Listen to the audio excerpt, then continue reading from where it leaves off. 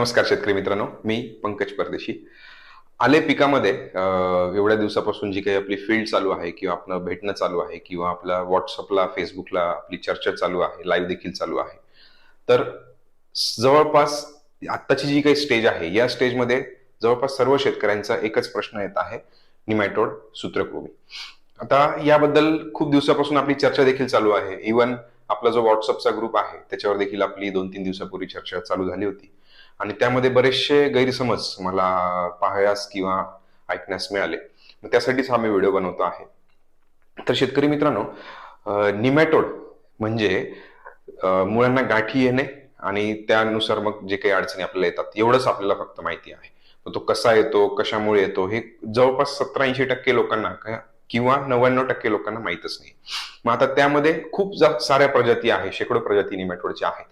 पण त्यामध्ये आले पिकामध्ये पर्टिक्युलरली कुठल्या व्हरायटीज अडचण करतात, तर ते आपल्याला जाणून घेणं खूप गरजेचं आहे. आता आले पिकामध्ये एवढी समस्या आपल्याला एवढ्या दिवसापासून का बरं जाणवते आहे किंवा वाढत का बरं चालली आहे, तर शेतकरी मित्रांनो, आले पिकामध्ये मोठी अडचण अशी आहे का तिथे एक नाही, दोन नाही, तर 3 प्रकारच्या निमॅटोडचा प्रादुर्भाव जास्त होतो. म्हणजे जो पहिला आहे तो लेसन निमॅटोड, म्हणजे त्याला आपण प्रेटिलेंकस हे जे काही असं त्याला संबोधत असतो. दुसरा जो असतो रूट बोरिंग किंवा जिंजर बोरिंग निमॅटोड आपण त्याला म्हणतो, म्हणजे त्याला आपण रोडोफोलस सिमिलिस त्याचं नाव आहे. आणि तिसरा रूट नॉट निमॅटोड, म्हणजे जो आपल्या गाठी करतो. आता यामध्ये जो प्रेटिलेंकस आहे किंवा लेसन निमॅटोड आपण ज्याला म्हणतो, तर आपल्याला एक समज काय आहे आपल्याकडे किंवा आपला एक गैरसमज काय आहे की गाठी म्हणजे सूत्रकृमी किंवा निमॅटोड. गाठी नसल्या तर मग ती मर आहे, सड आहे. तर असं नाहीये शेतकरी मित्रांनो. एवढ्या जे काही शेकडो प्रजाती आहेत त्यामध्ये रूट नॉट निमॅटोड तोच फक्त गाठी करत असतो, पण बाकीच्या निमॅटोड हे गाठी करत नाही. मग आता हे जे काही तिन्ही प्रकारच्या प्रजाती किंवा तिन्ही प्रकारच्या अडचणी आपल्याकडे निमॅटोडच्या येत आहेत, मग त्यामध्ये जो लेसन निमॅटोड आहे ज्याला आपण प्रेटिलेंकस म्हणतो, तर तो ओळखायचा कसा? तर समजा आपल्याकडे निमॅटोडचा प्रादुर्भाव आहे, आपण कसं ओळखतो की आपण खतं देतोय, औषधं देतोय किंवा जे काही आपण आपली पिकाची वाढ होण्यासाठी करत आहे, पण त्याचं पाहिजे तसं आपल्याला रिझल्ट मिळत नाहीये.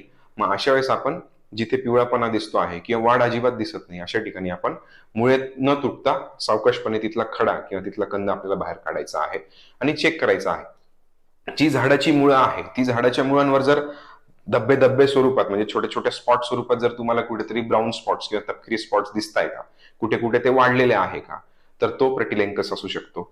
त्यानंतर समजा प्रेटिलेंकस आपण कसा ओळखायचा, एक तर ते स्पॉट्स बद्दल मी बोललो. दुसरं, हा निमॅटोड अतिशय हुशार आहे. हा निमॅटोड मुळांच्या आत जाऊन प्रजनन न करता हा मातीमध्ये कुठेही प्रजनन करत असतो किंवा त्यांची वाढ करत असतो आणि त्यानंतर तो आपल्या झाडांच्या किंवा आपल्या कंदाच्या मुळांवर आणि कंदावर देखील उपजीविका करत असतो. मग अशा वेळेस तो दुहेरी पद्धतीने आपल्याला त्रास देत असतो.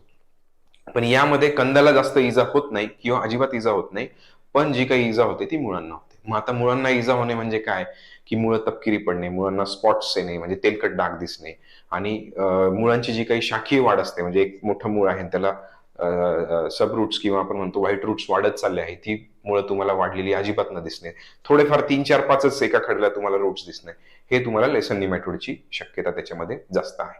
मग त्यानंतर दुसरा जो रोडोफोलस सिमिलिस मी बोललो, म्हणजे तो रूट बोरिंग किंवा जिंजर बोरिंग निमॅटोड जे मी काय म्हटलो, म्हणजे तो काय, अक्षरशः तो डायरेक्ट रूट्स मधनं शिरून पहिले तो डायरेक्टली जातो आपल्या कंदामध्ये. हा जास्त अडचणीचा निमॅटोड आपल्याला आहे आणि तो आपल्याला ओळखताच येत नाही. मग ती आपण सड किंवा कंदकूज असं आपण त्याला संबोधतो आणि त्यासाठी आपण बुरशीनाशक वापरतो. मग बुरशीनाशक वापरले तर बुरशा मरणार, निमॅटोडचा त्याच्याशी संबंध आहे का? नाही.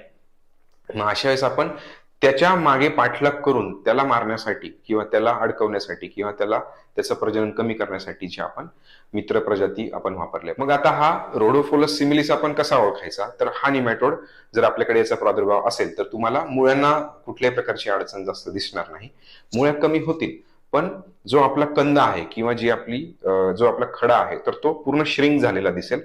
श्रिंक म्हणजे काय, की तो कमकुवत झालेला दिसेल किंवा पोषण त्याचं झालेलं नाही असं तुम्हाला दिसेल.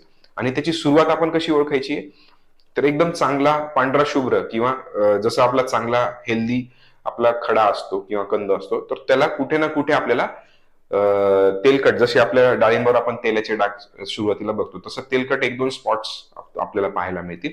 नंतर ते हळूहळू वाढत जातात आणि पूर्ण कंद खराब होतो. तर असा हा दुसऱ्या प्रकारचा जो रोडोफिलस निमॅटोड आहे, तर हो, तो आपण अशा प्रकारे ओळखू शकतो. आता हा जास्त हानिकारक आहे, कारण की काय, जेव्हा जुलै ते ऑक्टोबरच्या दरम्यान, म्हणजे आता सध्याची जी काही परिस्थिती आहे, आणि सध्या आता सुद्धा नोव्हेंबर आलंय तरी आता टेम्परेचर आपल्याला जाणवत आहे. तर जेव्हा टेम्परेचर आपलं 33 डिग्री पर्यंत, म्हणजे 30 ते 33 किंवा 25 ते 33 जरी याच्या आसपास जर तापमान असेल, तर अशा वेळेस हा निमॅटोड खूप जास्त प्रजनन करतो किंवा खूप जास्त वाढतो, आणि अशा वेळेस हा खूप जास्त प्रमाणात आपल्याला त्रास देत असतो. मग आता याच्यामध्ये आपल्याला त्याच्या गाठी न दिसल्यामुळे आपण मग बुरशीनाशक वापरतो, त्यामुळे आपल्याला अडचण जास्त येते. मग यामध्ये रूट नॉट निमॅटोड खूप जास्त आपल्याला प्रत्येक पिकावर पाहायला मिळते. याचं कारण काय, का जेवढे काही निमॅटोडच्या प्रजाती आहेत त्यामध्ये खूप हुशार प्रजाती ठरते. याचं कारण काय, का याच्यातली जी काही मादा असते ती नरापेक्षा मोठी तर असतेच, पण ती स्वतःच्या शरीरात पिल्लं तयार न करता स्वतःच्या शरीराच्या बाहेर ती 3 प्रकारच्या अशा वेगवेगळ्या सॅक तयार करते किंवा पिशव्या डेव्हलप करते, आणि त्यामध्ये स्वतःची 300 ते 400 अंडे टाकून ती वाढवत असते. मग त्यामुळे तिचं स्वतःचंही मरण त्याच्यात ती पावत नाही. इतर जे काही निमॅटोडच्या मादा असतात त्या शरीरात पिल्लं तयार करत असताना त्या स्वतः मरण पावतात आणि त्यांच्या शरीरातून पिल्लं बाहेर पडत असतात. मग त्यामुळे यातील जे प्रौढ निमॅटोड आहे ते पण जिवंत आहे आणि पिल्लं पण वाढत आहे. त्यामुळे त्याचा प्रादुर्भाव जास्त होतो आणि त्याने गाठी दिसतात. पण आता हे जे तीनही प्रकारचे आले पिकातील आपण निमॅटोडच्या प्रजाती बघितल्या, यातील जो रूट बोरिंग निमॅटोड आहे किंवा रोडोफोलस सिमिलिस जो आहे, तर हा निमॅटोड जास्त प्रमाणात हानिकारक आहे. कारण की हा आपल्याला एकतर ओळखता येत नाही, आणि तो जोपर्यंत आपण ओळखू तोपर्यंत वेळ निघून गेलेली असते. तो का बरं ओळखता येत नाही, कारण की याला ओळखण्यासाठी एकच आपण परफेक्टली बघू शकतो की जो काही आपला कंद आहे तो त्याला सुरुवातीला चट्टा पडलाय आणि तो नंतर सुकत सुकत चालला. हे आपल्याला लवकर पाहायला मिळत नाही, कारण की एवढ्या असंख्य प्रमाणात आपण खड्यांची लागवड केली आहे किंवा कंदांची लागवड केली आहे, आणि ते ओले असल्यामुळे, जमिनीत असल्यामुळे आपल्याला ते कळून येत नाही.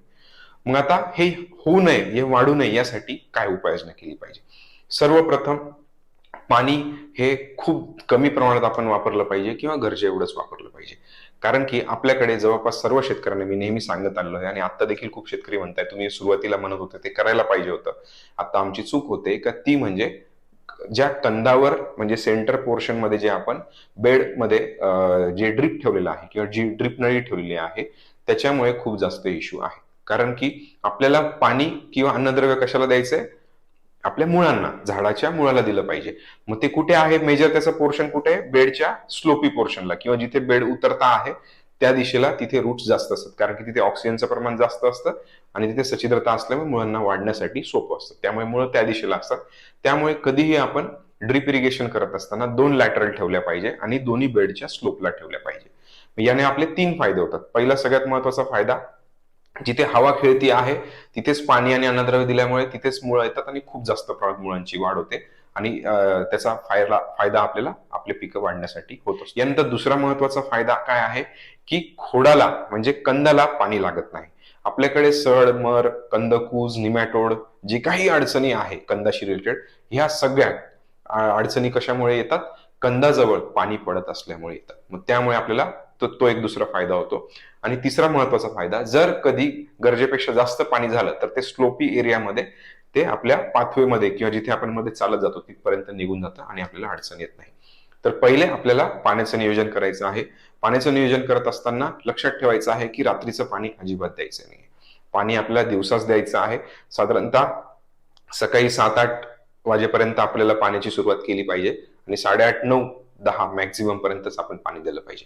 कारण की आपण पाणी स्टॉप केल्यानंतर कमीत कमी 7-8 तास सूर्यप्रकाश हा असला पाहिजे. याचा फायदा काय होणार आहे, जे काही आपण पाणी देतोय, जेवढं पाणी पिकाला लागेल तेवढं पाणी उचललं जाणार आहे, आणि गरजेपेक्षा जास्त पाणी हे एकतर लीच आउट होईल, नाहीतर त्याची वाफ होऊन ते बाहेर पडून जाईल.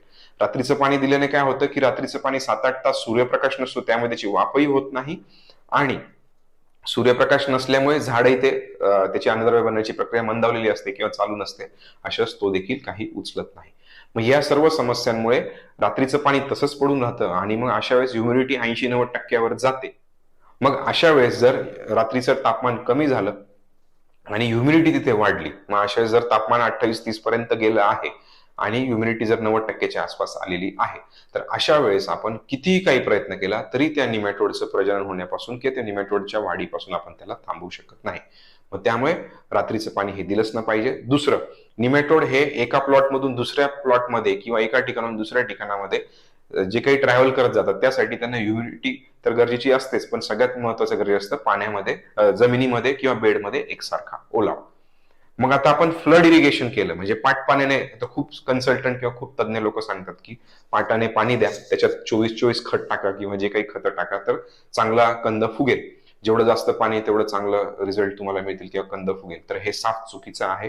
जेवढं तुम्ही पाणी जास्त देणार एकसारखं तुमच्या पातळीमध्ये जर तुम्ही पाणी सोडलं, तर ह्या जे काही सर्व बुरश्या आहेत, शत्रुबुरश्या आहेत किंवा निमॅटोड आहेत, त्यांना इथून तिकडे ट्रॅव्हल करायला एकदम सोपं तुम्ही वाहन तयार करून दिलं आहे.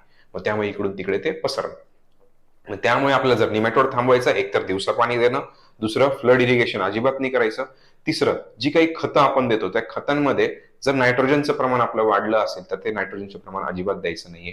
कारण की नायट्रोजनचं मुळे जे काही अमिनो ऍसिड्स आणि शुगर्स डेव्हलप होतात, तर ते खाण्यासाठीच आपल्याकडे निमॅटोड किंवा इतर बुरशा येत असतात. मग आता खत व्यवस्थापन करताना आपल्याला आता या स्टेजला काय करायचं आहे, तर आपल्याला पोटॅश वाढवायचं आहे, काही प्रमाणात फॉस्फरस आणि कॅल्शियम देखील आपल्याला खूप गरजेचा आता या स्टेजला आहे. तसेच सूक्ष्म अन्नद्रव्यांमध्ये आपल्याला झिंक, बोरॉन आणि फेरस हे 3 अन्नद्रव्य खूप गरजेचे असणार आहे. इतर सगळे गरजेचे आहेत, पण हे जास्त गरजेचे आहे. आता हे कसे, तर पोटॅश जे आहे तर ते फुगवणीसाठी काम करतच, पण रोगप्रतिकार क्षमतेसाठी किंवा एखाद्या प्रतिकारक क्षमता वाढवायची असेल, मग ती निमॅटोड प्रतीची असेल, किडी प्रतीची असो किंवा बुरशीची प्रतीची असो, त्यासाठी तो मदत करत असतो.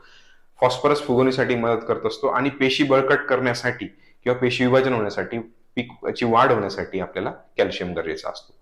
त्यानंतर सूक्ष्म अन्नद्रव्यांमध्ये जे झिंक आपल्याला खूप गरजेचं आहे, कारण की प्लांटमध्ये जे पीडीएम म्हणजे प्लांट डिफेन्स मेकॅनिझम चालू असतं, ते मेकॅनिझम म्हणजे काय की थोडक्यात एखाद्या ठिकाणी, एखाद्या पार्टवर, म्हणजे जसं मुळांवर आपल्याला प्रादुर्भाव झाला आहे किंवा पानांवर प्रादुर्भाव झाला आहे किंवा कुठे पण पिकाला अडचण येत आहे, तर त्या प्रतीचे पूर्ण पिकामध्ये सिग्नलिंग करण्यासाठी, मेसेजेस पाठवण्यासाठी आपल्याला झिंक काम करतं. मग आपल्या पिकाला जर एखाद्या किडी प्रती किंवा बुरशी प्रती किंवा निमॅटोड प्रती जर प्रतिरोधक क्षमता वाढवायची असेल किंवा त्याबद्दल लढा द्यायचा असेल, त्यासाठी जे काही काम करायचं आहे ते सिग्नलिंग प्रॉपर होणे गरजेचं आहे. मग त्यासाठी झिंक गरजेचं आहे, त्यामुळे झिंक देणं गरजेचं आहे. आणि अर्थातच फेरस आपल्याला चांगल्या प्रकारची चकाकी आणि फोटोसिंथेसिस वाढण्यासाठी देखील गरजेचं आहे. मग यामध्ये फवारणीमधनं आपण आयसीएलचे जे स्टार्टर, बूस्टर, पिकवान, फ्रूट अशा ग्रेड्स 5 ग्रॅमने आणि त्याच्यासोबत सूक्ष्म अन्नद्रव्यांसाठी मिसाफटचं मिसा कॉम्बी असं आपण अर्धा ते 1 ग्रॅम प्रति लिटर घेऊन फवारणीसाठी रेग्युलर जर केलं, तर जमिनीतनं आपल्याला जास्त देण्याची गरज पडणार नाही. कमीत कमी पाण्यामध्ये आपण वरून देखील नियोजन करू शकतो, ते जे निमॅटोडसाठी फायद्याचंच राहील. आता निमॅटोडसाठी आपल्याला ट्रायकोडर्मा, पॅसिलोमायसिस, व्हर्टिसिलियम क्लायमोडोस्पोरियम, पोचोनिया क्लायमोडोस्पोर, तसेच ट्रायकोडर्मामध्ये जे काही व्हरायटी असतात त्यामध्ये ट्रायकोडर्मा हर्जेनियम, ट्रायकोडर्मा विरिडे आणि बॅसिलस मधली बॅसिलस फर्मस आर्यभट्टी ह्या व्हरायटीज आपल्याला वापरणं गरजेचं आहे. यामध्ये डेक्स्ट्रोज चांगला सेल काउंट मार्केटमधला जर तुम्हाला प्रोडक्ट पाहिजे असेल तर पॅराफटचा आपण निमकारा हे प्रोडक्ट 500 ग्रॅम ते 1 किलो वापरू शकतो. तसेच मुळांच्या अवतीभोवती किंवा मुळांना आतून बाहेरून देखील कडू करायचं असेल तर आपण सिनेमम वेरम ऑइल युक्त असलेलं बायोबिटर देखील 1 लिटर त्याच्यासोबत वापरू शकतो. हे सगळं करत असताना मुळ्यांचा प्रादुर्भाव जास्त आहे, मग अशा वेळेस मुळ्या वाढण्यासाठी अडचण आहे, तर त्याऐवजी जर सबरूट म्हणून किंवा मुळांना एक सपोर्ट म्हणून आपण मायक्रोरायझा पॅरावॅम 1200 IPचं 100 ग्रॅम प्रति एकर आपल्याला फक्त त्याचा वापर करायचा आहे. ते डेक्स्ट्रोज बेस आहे, मार्केटमध्ये प्रथमच आहे डेक्स्ट्रोज बेस, तर त्याचा वापर देखील आपण तिथे करू शकतो. आता हे सगळं एक इन जनरल शेड्यूल झालं. जर तुम्हाला तुमच्या पिकाचं म्हणजे तुमच्या आले किंवा हळद पिकाचं तुम्हाला कस्टमाइज शेड्यूल करून पाहिजे असेल, तर नक्कीच आम्हाला तुम्ही संपर्क करा. तुमच्या पिकाचे फोटोज, व्हिडिओज आम्हाला काढून पाठवा. त्याच्यात आम्ही त्यानुसार कसं कस्टमाइज शेड्यूल त्याला देण्याची गरज आहे ते सोल्युशन आम्ही देण्याचा प्रयत्न करूया. काही शेतकऱ्यांचे तर आम्ही पूर्ण प्लांट इथे मागून त्याच्या टेस्ट करून त्याच्यामध्ये किती प्रमाणात निमॅटोड आहे किंवा बुरशी आहे ते देखील चेक केलं होतं आणि त्यानुसार त्यांना शेड्यूल दिलं होतं. तसं तुम्हाला शक्य असेल तर तेही देखील तुम्ही करू शकतात. तर मग अशा प्रकारे तुम्ही निमॅटोडसाठीचं नियोजन या सीझनमध्ये करायचं आहे. धन्यवाद.